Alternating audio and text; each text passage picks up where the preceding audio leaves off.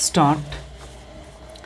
Learned counsel for the petitioner contends that since an application dated 22/4/2016 was made before the respondent bank to accept a demand for a sum of rupees 4,65,000 towards outstanding dues and to intimate the petitioner in respect of any other outstanding so that the petitioner may clear the same, but neither any order has been passed on the application nor the bank draft tendered along with application has been accepted by the bank stop.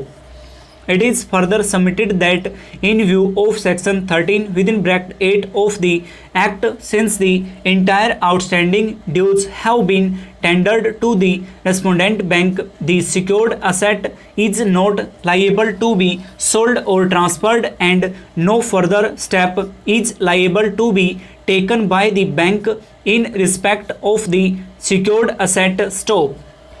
The thrust of the argument of the learned counsel for the petitioner is that since the petitioner had already tendered the total outstanding dues by means of a bank draft, the creditor bank cannot now proceed any further with the sale or transfer of the secured asset, and the liability of the petitioner is to be written off in favor of the section 13(8) of the Act.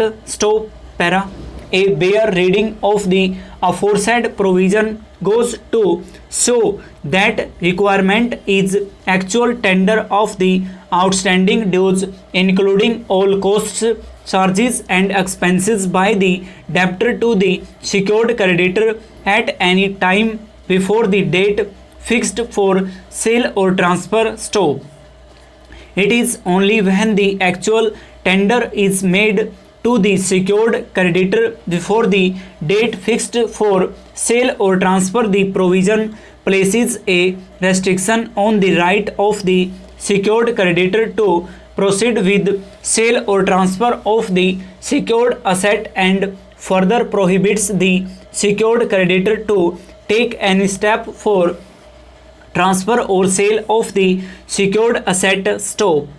The language of the section is very clear that tender to the secured creditor should be made at any time before the date fixed for sale or transfer. Stop.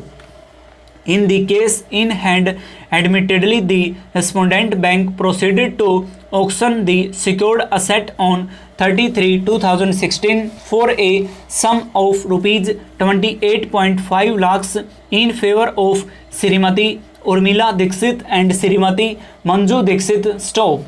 The bid offered by the auction purchaser was confirmed by the respondent bank. Stop.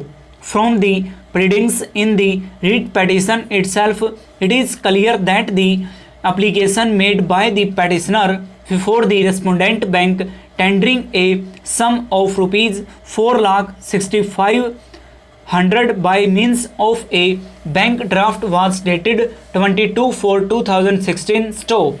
Admittedly, the application was made much after the auction took place on 30/3/2016. Stop.